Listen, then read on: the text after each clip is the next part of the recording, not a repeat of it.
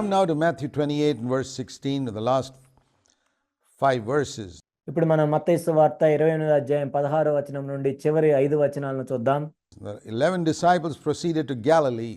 11 మంది శిష్యులు యేసు తమకు నిర్ణయించిన గలిలయలోని కొండకు వెళ్ళిరి.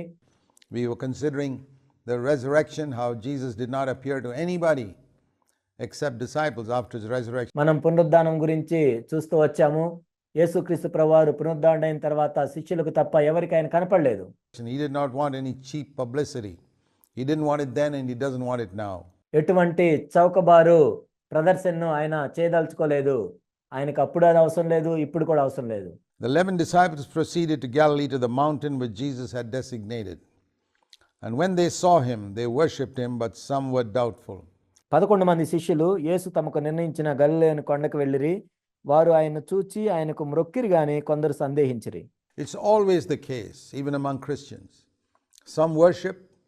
Worship means they fall down at his feet and say, "You are our Lord." ఎల్లప్పుడూ క్రైస్తవుల్లో కూడా ఇది ఉంటుంది. కొంతమంది ఏమో ఆయన్ని ఆరాధిస్తూ ఉంటారు. ఆరాధించటం అంటే ఆయన పాదములకు మ్రొక్కి నీవే ప్రభువు అని వాళ్ళు చెప్తూ ఉంటారు. And there are others who doubt. There are always these two categories.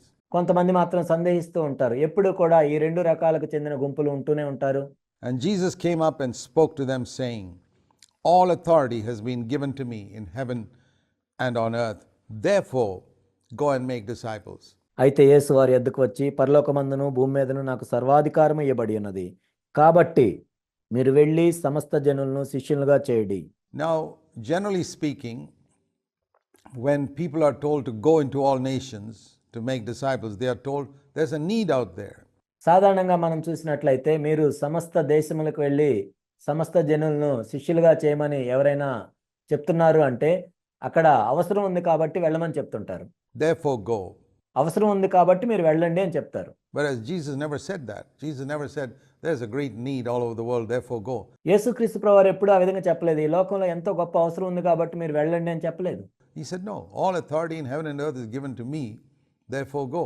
ఆ విధంగా ఆయన చెప్పలేదు. పరలోకమందును భూమి మీద నాకు సర్వాధికారం ఇవ్వబడి ఉన్నది కాబట్టి మీరు వెళ్ళండి.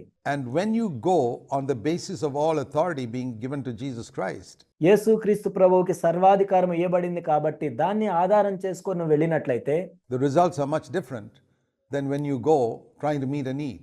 నీవేదో అవసరం ఉందని వెళ్ళిన దానికి, యేసు ప్రభు యొక్క అధికారంతో వెళ్ళిన దానికి దాని ఫలితాలు ఎంతో వేరుగా ఉంటాయి. If you go trying to meet a need, you can end up as a nervous wreck. ఏదో అక్కడ అవసరం ఉంది దాన్ని తీర్చడానికి నువ్వు వెళ్ళినట్లయితే నువ్వెంతో నిరుత్సాహపడి తిరిగి వస్తావు. And I've seen so many missionaries who are nervous wrecks. ఎంతో మంది మిషనరీలను నేను చూశాను. వాళ్ళు ఎంతో వైఫల్యం చెంది వెనుతిరిగినట్లుగా చూశాను. At the end of many years of labor in India, they are grumpy, sour. భారతదేశంలో అనేక సంవత్సరాలు వాళ్ళు సేవ చేసినా కానీ వాళ్ళు ఎంతో దిగులుగా, నిరుత్సాహంగా, critical, complaining, grumbling. సణుగులు, గొణుగులు, ఫిర్యాదులు. A pathetic testimony to Christ, and I wonder, క్రీస్తు కొరకు వాళ్ళు ఎంతో దౌర్భాగ్యమైన సాక్షులుగా ఉన్నారు. in India, why in the world did these people cross an ocean and come here? నేను వాళ్ళని చూసి ఏమనుకున్నానంటే ఎందుకు వాళ్ళు సముద్రాలల్లా దాటి ఇక్కడికి వచ్చారు? To demonstrate this type of Christianity. ఇలాంటి క్రైస్తవత్వాన్ని చూపించడానికా? It would have been far better if they had stayed where they were and never came and polluted this land. వాళ్ళు ఎక్కడున్నారో అక్కడే ఉండి ఇక్కడికి వచ్చి ఈ దేశాన్ని కలుషితం చేయకుండా ఉంటే బాగుండేది కదా అనుకున్నాను నేను. With the corrupt version of Christianity that they manifested. చెడిపోయిన క్రైస్తవత్వాన్ని వాళ్ళు చూపిస్తూ వచ్చారు. There have been occasionally a few really godly missionaries too. కానీ భారతదేశంలో అప్పుడప్పుడు అక్కడక్కడ ఎంతో మంచి మిషనరీలు కూడా వచ్చారు. In India, who knew God, who were sent by God and who came under the authority of Christ. వాళ్ళు దేవుణ్ణి ఎరిగిన వారు, దేవుని చేత పంపబడిన వారు, క్రీస్తు యొక్క అధికారాన్ని తెలుసుకున్నవారు. But they were very few. కానీ వాళ్ళు చాలా తక్కువ మంది ఉన్నారు. And those folks who come nowadays on so-called mission trips for 2 weeks, they are not missionaries, they are tourists. ఇప్పుడేదో మిషన్ ట్రిప్స్ అని 2 వారాల కోసం వస్తూ ఉంటారు. వాళ్ళు మిషనరీలు కాదు, వాళ్ళు విహారయాత్రకు వచ్చినట్లు వస్తారు. The real servants of God are those who have gone on the basis of Christ's authority. నిజమైన దైవ సేవకులు ఎవరు అంటే ఎవరైతే క్రీస్తు యొక్క అధికారంతో వెళ్తారో వాళ్ళే. In other words, they submitted to Christ's authority and Christ sent them. ఇంకో మాటలో చెప్పాలంటే వాళ్ళు క్రీస్తు యొక్క అధికారానికి లోబడినప్పుడు క్రీస్తు వాళ్ళని పంపిస్తాడు. And then they didn't have to send reports and beg for money and అప్పుడు వాళ్ళు ఏదో నివేదికలు పంపించాల్సిన అవసరం లేదు, డబ్బు కోసం అడుక్కోవాల్సిన పని లేదు. compare whether they're getting more and the other missionary is getting more. వాళ్ళకి ఎక్కువ వస్తున్నాయా, వేరే మిషనరీలకు ఎక్కువ వస్తున్నాయా అని పోల్చుకోవాల్సిన అవసరం లేదు. The type of trash I've seen among some missionaries. కొంతమంది మిషనరీల మధ్య ఇలాంటి చెత్త విషయాలను కూడా నేను చూశాను. No, they go under Christ's authority. నిజమైన దైవ సేవకులు క్రీస్తు యొక్క అధికారం చొప్పున వాళ్ళు వెళ్తారు. And anyone who's serving the Lord today, seeking to make disciples, need to ask themselves, did you go because there was a need? ఈనాడు దేవుణ్ణి సేవిస్తున్న వారు, శిష్యులుగా తయారు చేయాలి అనుకున్న వాళ్ళు ప్రశ్నించుకోవాల్సింది ఏంటంటే, అక్కడ అవసరం ఉందని నువ్వు వెళ్తున్నావా, Or did you go because of Christ's authority? లేక క్రీస్తు యొక్క అధికారం ఆధారం చేసుకుని వెళ్తున్నావా? But people say, well, didn't Jesus say, lift up your eyes and look at the harvest because it's plentiful, the fields are wide unto harvest? That's right. కానీ కొంతమంది ఏం చెప్తారంటే, యేసుక్రీస్తు ప్రభువారు ఈ విధంగా చెప్పారు కదా, మీ కన్నులెత్తి చూడండి, కోత ఎంతో విస్తారంగా ఉంది, పొలాలు అన్ని తెల్లబడి ఉన్నాయి. Let's look at John chapter 4 verse 35. అది సరైందే. మనము యోహాను సువార్త 4:35 చూద్దాం. There are yet 4, you say there are 4 months, then comes the harvest. I say, lift up your eyes and look at the fields. They are white for harvest. ఇంకా 4 నెలలు అయిన తర్వాత కోతకాలం వచ్చినని మీరు చెప్పుదురు కదా, ఇదిగో మీ కన్నులెత్తి పొలములు చూడి, అవి ఇప్పుడే తెల్లబారి కోతకు వచ్చినవని మీతో చెప్పుచున్నాను. So what should you do?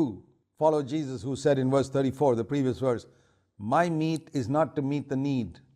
My meat is to do the will of him who sent me and to finish his work. కాబట్టి ఏం చేయాలి మీరు? యేసుక్రీస్తు ప్రభుని వెంబడించండి. 34వ వచనంలో ఆయన ఏం చెప్పాడంటే, నన్ను పంపిన వాని చిత్తము నెరవేర్చుటయు ఆయన పని తుదముట్టించుటయు నాకు ఆహారమై ఉన్నది. He didn't say, I'm seeing the need, I'm going to rush out and do something. No. నేను అవసరాన్ని చూస్తున్నాను కాబట్టి వెళ్ళి ఏదో ఒకటి చేస్తానని ప్రభు చెప్పలేదు. The fields are white unto harvest. But how do you know where you are supposed to go? పొలములు తెల్లబారి కోతకొచ్చాయి, కానీ నువ్వు ఎక్కడికి వెళ్ళాలని నీకు ఎలా తెలుస్తుంది? My food is to do the will of him who sent me and to finish his work. నన్ను పంపిన వాని చిత్తము నెరవేర్చుటయు ఆయన పని తుదముట్టించుటయే నాకు ఆహారమై ఉన్నది. We must take both those verses together. Or the other passage a lot of people quote. ఈ 2 వచనాలను మనం కలిపి చదవాలి. ఇంకొక వాక్య భాగాన్ని ఏం చెప్తుంటారంటే, In Matthew chapter 9, the harvest is plentiful, verse 37, but the workers are few. Therefore what should you do? Go? No. He said, therefore pray. మనుషులు ఇంకొక వాక్య భాగాన్ని ఏం చూపిస్తుంటారంటే, మత్తయి సువార్త 9వ అధ్యాయం 37వ వచనము, కోత విస్తారమే గాని పనివారి కొద్దిగా ఉన్నారు కనుక ఏం చెప్పారు? మీరు వెళ్ళమని చెప్పారా? కాదు, తన కోతకు పనివారిని పంపమని కోత యజమాని వేడుకొనుడని తన శిష్యులతో చెప్పాను, ప్రార్థించమని చెప్పారు. So much of misquoting of scripture చాలా మంది లేఖనాలను తప్పుగా ఎత్తి చూపిస్తుంటారు. by people, and people volunteer to go out for missionary work because they are ignorant of scriptures. చాలా మంది స్వచ్ఛందంగా మిషనరీ పని చేయడానికి వెళ్తారు, కానీ వాళ్ళు వాక్యం విషయంలో ఏమి తెలుసుకోరు. And like I've often said, if you don't read the Bible, you deserve to be deceived. నేను ఎప్పుడూ చెప్తుంటాను, నీవు వాక్యాన్ని సరిగా చదవనట్లయితే నీవు మోసపోవటానికి అర్హుడవే. So many people have gone and made a mess of their life because they went out without God sending them. ఎంతో మంది ఆ విధంగా వెళ్ళి వాళ్ళ జీవితాలని పాడు చేసుకున్నారు, ఎందుకంటే దేవుడు పంపించకుండానే వాళ్ళు వెళ్ళారు. Why should you go? నీవెందుకు వెళ్ళాలి? All authority in heaven and earth, Jesus says, is given to me. పరలోకమందును భూమి మీదను సర్వాధికారము నాకు ఇవ్వబడి ఉన్నది కనుక Therefore go. మీరు వెళ్ళండి. And those who have gone on that basis accomplish more than 1,000 people who go out to meet a need. ఎవరైతే దాన్ని ఆధారం చేసుకొని వెళ్తారో ఆ వ్యక్తి 1000 మంది కంటే కూడా ఎక్కువగా దేవుని కోసం సాధిస్తారు. I'll tell you that. నేను చెప్తున్నాను. And they don't end their life as nervous wrecks or with frustration or grumbling and complaining. ఆ విధంగా వెళ్ళినట్లయితే వాళ్ళేమి ఒత్తిడిలో పనిచేయరు, లేక దిగులుగా ఉండరు, సణుగులు ఫిర్యాదులు కలిగి ఉండరు. They complete their course with joy. సంతోషంతో వాళ్ళకి అప్పగించిన పని చేస్తారు. The fruit of their life is sanctification. They become more like Christ. వాళ్ళ జీవితంలో ఫలము పరిశుద్ధపరచబడటం ఉంటుంది, క్రీస్తు వలె వాళ్ళు మారుతూ ఉంటారు. At the end of their ministry, they are excited.